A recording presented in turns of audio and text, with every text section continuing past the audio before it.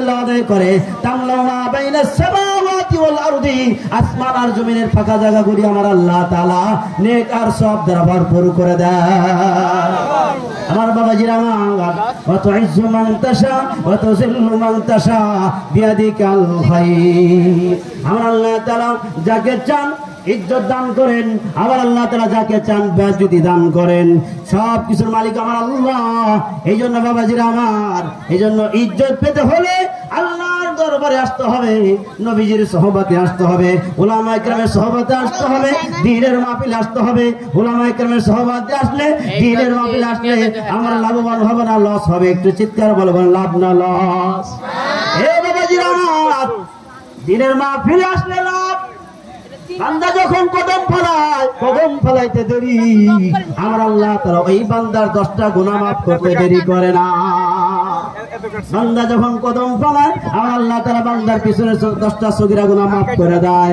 আমার বান্দা দ্বিতীয় কদম যখন ফলাবে, ওই কদম ফলানো দেরি হতে পারে, আমার আল্লাহ তাআলা 10টার দান মর্যাদা বাড়ায়া দেন। চিৎকার করে বলেন সুবহানাল্লাহ। আমার বাবাজিরা, ইজ্জতের মালিক আমার আল্লাহ। আল্লাহর উপরে যারা ভরসা থাকবে, মালিককে যে বিশ্বাস করবে, সেই হবে মুমিনদার, সেই হবে কামিয়াবি, সেই হবে সফল কাম। আমার বাবাজিরা, এই জন্য ক্ষমতা পাইলাম আর আমি অপব্যবহার করলাম, এটা হবে না। আল্লাহ সার দান ছেড়ে দেন না। আমার আল্লাহ সুযোগ দেয়, দেখি বান্দা কি করে, দেখি বান্দা কি করে। কাগজ কাট কর, ঘুড়ি বানা কর, উড়া দে সামামে, ঘুড়ি বেচারা क्या करेगा, রশি মাওলা হাত মে। ছোটবেলা এই যে সিজন আইতেছে, আমরা কি করে থাকি, কাগজ কেটে ঘুড়ি বানাই, ঘুড়ি বানায় এরকম ভাবে, ঘুড়ি বানায় এরকম ভাবে আকাশে উড়াই। আকাশে উড়ানোর পরে ঘুড়ি উঠতে থাকে, আর ঘুড়ি ভাবে আমি আর বুঝি কি করবো না, নিচে নামবো না। আমার বাবাজিরা, বর্তমান যারা ক্ষমতায় ছিল, ইতিপূর্বে যারা ক্ষমতায় ছিল, 16 বছর ক্ষমতা থাকার পরে ভাবছে আমরা 41 সাল পর্যন্ত থাকবো। আল্লাহ বলেন, আরে বান্দা না, 41 সাল কেন, এক মুহূর্তের জন্য আমি আল্লাহ তাআলা তোমাদেরকে রাখতে পারবো না। আল্লাহ বলে, রে বান্দা, আমি ছেড়ে দেই না, আমি আল্লাহ ঢিল দিতে থাকি, আমি আল্লাহর ঢিল দিতে থাকি। আমার আল্লাহ বলেন,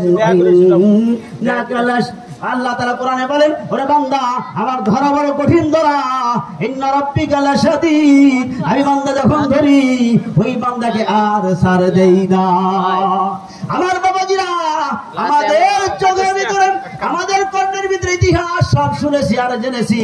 আমরা চোখে দেখেছি শেখ হাসিনার পতন, আর কর্ণে কহরে শুনেছি নমরুদের পতনের কথা, ফিরআউনের কত পতনের কথা, হামানের পতনের কথা, এরকম ভাবে আবু জেহেলের পতনের কথা। ইতিপূর্বে আমরা অনেকের কথা খালি শুনেছি, দেখি না। আমরা বর্তমান স্বৈরাচার শেখ হাসিনার কথা আমরা স্বচক্ষে আর নিজ হাতে পতন ঘটাইছি, ঠিক না ঠিক?